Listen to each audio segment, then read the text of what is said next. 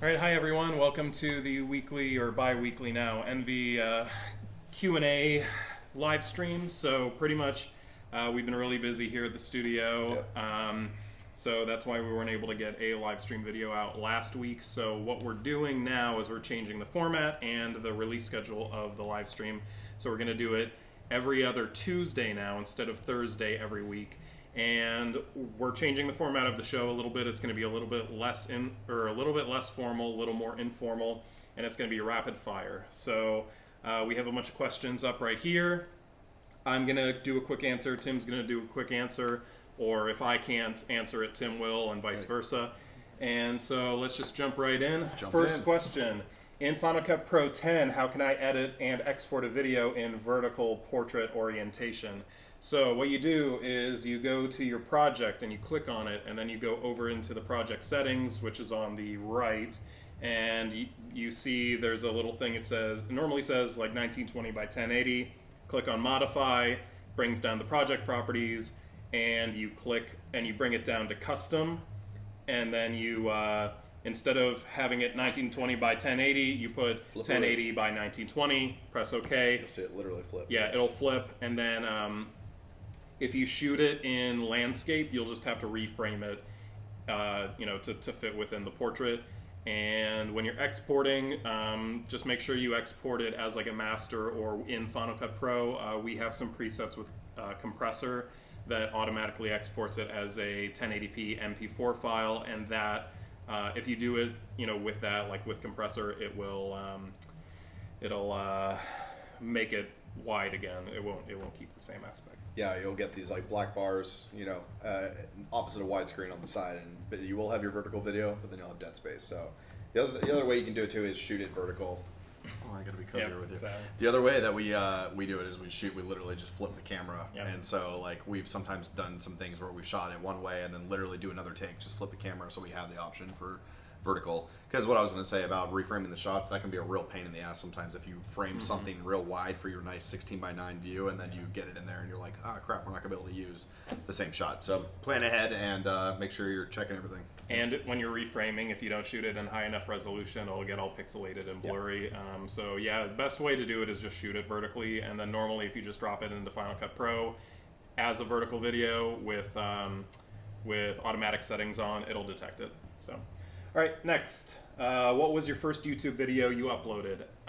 So I'll just refer to the Envy YouTube channel. The first video on there is I used to shoot behind the scenes for music videos and rappers. So the first video on there is a behind the scenes video of the Black and Yellow G-Mix music video, which had Wiz Khalifa, Juicy J, T-Pain, and Snoop Dogg. Snap.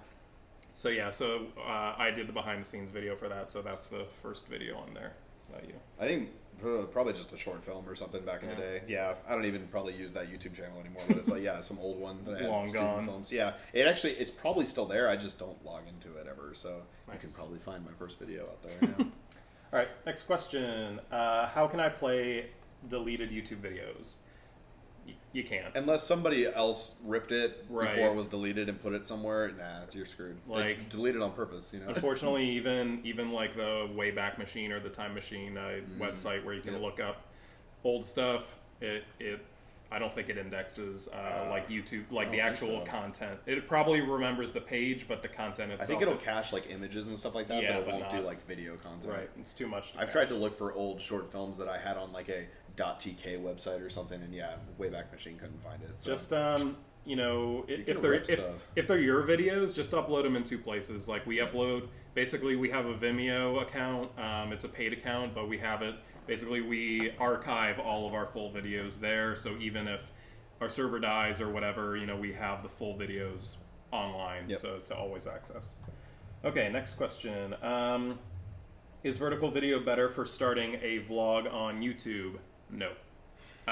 You always want to do landscape if you're going to be on YouTube, but if you're doing it on like Instagram or even something that's like mobile exclusive, Instagram stories or Snapchat, whatever, like vertical's fine for that, but YouTube you know, even the player, as you see, it's 16 by 9. Just shoot it normally. It doesn't, it's not that bad to, you know, to just shoot this way instead of this way. There are even apps out there on the iPhone. I'm not sure about Android, but they'll actually, even if you hold your phone like that, if that's more comfortable, it'll actually just shift and it'll shoot in a little box, and you'll be a little bit constrained, but you know, if you like shooting, if that's better. Comfortable, yeah, better. Cool. Next question: where else can I upload videos? So YouTube, biggest one. Like I said, we upload all of our archives on Vimeo. We only have a couple public, but most of them are just private because it's our archive. Yeah. Yeah, YouTube, Vimeo. I mean, aside from that, it's just it used to be like Daily Motion, and that stuff's still around, but it's more like where are you trying to get your audience? Most people are probably not on dailymotion.com. You know, yeah. like, I mean, you know, Facebook is a really big one now. Your socials, Twitter, you can upload your videos to. But YouTube is still the king guy. Yeah. Next question. I want to record small skits with my friends. What cameras would be good for inside use and outside use for high quality video? Your phone. Use your phone. Newest iPhones are really good. Yep. So are the newer Android phones, like the new Samsung Galaxies are really good too. Those record in 4K. 24p too. 24p, low light is pretty good on them. If you want to upgrade from there, like literally just, you know, you can get a DSLR, or even the mirrorless ones right now are really good. You know, I think you can get them for under $500, and you know, they're pretty good in low light. The Sonys are really good in low light if you want to go that route, but yeah, just use your phone. We have a little microphone stuck onto our iPhone right now that we're recording this with. Like I said, we're trying to make it a little more casual of a live stream. So last time, you know, for the more casual or for the more formal live stream, we had our C100 set up, we had our boom mic, we had everything set up. But you know, like I said, we're just trying to make it a little bit easier. Anyway, just use your phone and get an external mic because, you know, especially if you're recording. Video is definitely an important part, but if you don't have good audio, then it takes you out of the experience. Yeah, it's ruined. Yeah. All right, next question. What is the file size per hour of recording 1080p video? It all depends on the camera. Yeah. So an hour of 1080p video on your iPhone. Yeah, I was gonna check. Yeah, it's got the setting right here. You can check that. So, say if you're on a camcorder, they're different. You know, even if it's 720p, they're different. Like, they're different not frame rates. Like compression. They're different compression rates. Like you can do like very high quality, medium quality, low quality, but those are all 720p. It's just how crisp the image is. So if you do low quality, an hour may only be, you know, like a gigabyte, but if you do high quality, it might be a few gigs. What does it say on there? So for the iPhone, if you're shooting at, let's just say you're shooting at 30 frames per second, 1080p, you're looking at about 16 megabytes a minute. So times 60, you know, that's getting up there. Yeah. If you want to shoot 4K, say you're trying to do more filmic type stuff, 4K at 24 frames, about 135 megabytes a second, or a minute, not a second. Whoo! That'd be red. Yeah, that'd be like, oh, we need so much data. Yeah, but it just kind of exponentially goes up there. So you do the math basically on what you're trying to shoot, and you can kind of figure out how big of a storage you need. Okay, how can I send large files to China? We use, for files under 2 gigabytes, we use a service called Dropler, DROPLR, and that's like a really quick way. You just upload files, it gives you a link, you send it. For anything over 2 gigabytes, we use a service called JumpShare. They have a free account, and I think so does Dropler, but we use the paid account on both. With JumpShare, I think they have like a 10 gigabyte upload size limit. But they're really good and really fast, and you can do all custom branding. So those are the two we use, but you know, Dropbox, Google Drive. Yeah, it all depends on the size of the files. Yeah, if you're sending like a finished video project, you can probably get that on Dropbox or something, or send a private YouTube link or something like that. So yeah. Okay, do you ever use the watch later YouTube videos feature? No. I get. For the ones that I really want to watch, I just get the notification emails, and I have a rule in my email box to just automatically go to a folder called YouTube videos. So once a week, I'll just jump into that folder and I'll just watch the ones I need. And if I want to watch it later, it's as an email. So yeah, I don't really watch later too much because I feel like that's a slippery slope for me. It would stack up too quickly, and I would probably it'd be a second Netflix queue. There's just now. a lot of content. There's so much stuff on YouTube. Yeah. All right, next question. How can I embed a YouTube video on Twitter so that it can play back without redirecting? I don't think you can anymore. Like, even 6 months ago, Twitter's been doing a lot of stuff with their API and with their whole Twitter. Like, right now, like, it doesn't even auto refresh on some different Twitter apps, like on TweetDeck and stuff. It won't auto refresh. Yeah, they've been doing a lot of stuff with their API, and they've been trying to get people just to stay in Twitter rather than going to other places. Yeah. So, which I don't know. I think that would be counterintuitive if you post a tweet with a YouTube video, why it wouldn't play back. But I don't know. It's been hit or miss. Like, when we've posted YouTube videos on Twitter, I'd say sometimes they play back, but sometimes they don't. The best way. Ads, like, I don't know. The best way to do it is if you Google like Twitter card, like Twitter cards, I think. Then you can put in your link in there, and it'll give you a preview. Yeah, it'll give you a preview on what it will look like on Twitter to see if it's clickable or whatever. But I'm pretty sure you can't anymore because Twitter's been changing a lot of stuff, which a lot of people are unhappy about. What is the most reliable free conference software for video conference software for 8 to 10 people? Probably Skype.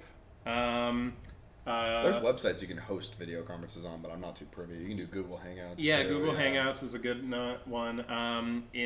Probably by the end of the year, FaceTime will be up to 32 people. Yeah, so that'll be something to try. Yeah, so you just gotta have a good internet connection whenever you're doing these like video conferences, because that's like nothing kills like creative vibe more, especially if you're trying to like brainstorm and somebody's service is like terrible, and it's as long as everyone's on the internet, then like any of these tools that Mike mentioned, I think should get the job done. So Skype, Hangouts, or just wait for FaceTime, because you can do up to 32 people, but unfortunately it's not coming out with iOS 12. They kicked it because they're still working on stuff. Because they, probably a lot of logistics. They just want to hang the carrot, All right, where can I sell my video after it went viral? Good question. So if it's already viral and it's already up there, then you may not be able to necessarily sell it. You can always like put some ads like on your pages, or you can always put end cards. If you want to actually sell it, I know that Vimeo, you're able to sell stuff, or you can do pay to buy, or even with Amazon, you can put through their like web portal for Amazon Video, you can put your video up on there for people to video watch. On demand on there, but if it's already viral and it's already like millions of views or whatever, then there's probably not a lot you can do with it other than just trying to maybe make new videos and rake in the promotion from that. Yeah. Hopefully you got a bunch of new subscribers and stuff. Yeah. So, all right, last question. What is the advantage of advertising? It's to make money. It's to get more. It's to boost sales. It's to grow your traffic. It's to get your brand out there. It's to get more customers, get more clients. Basically, we're a video production company, so we're in the advertising space. We make videos for all kinds of companies and all kinds of products, and they're just wanting to get more sales and more customers and everything else. So, well, that is our last question. So hope you guys like this new rapid fire. We're trying to answer more questions in a shorter amount of time, and to make it a little easier on us, because we're getting busier and busier here at the studio. It's a good thing. So I hope you guys like this. If you have any questions or comments, feel free to leave them in the comments or just send us a message. And we will talk to you guys in 2 weeks on Tuesday. See ya. Thank you.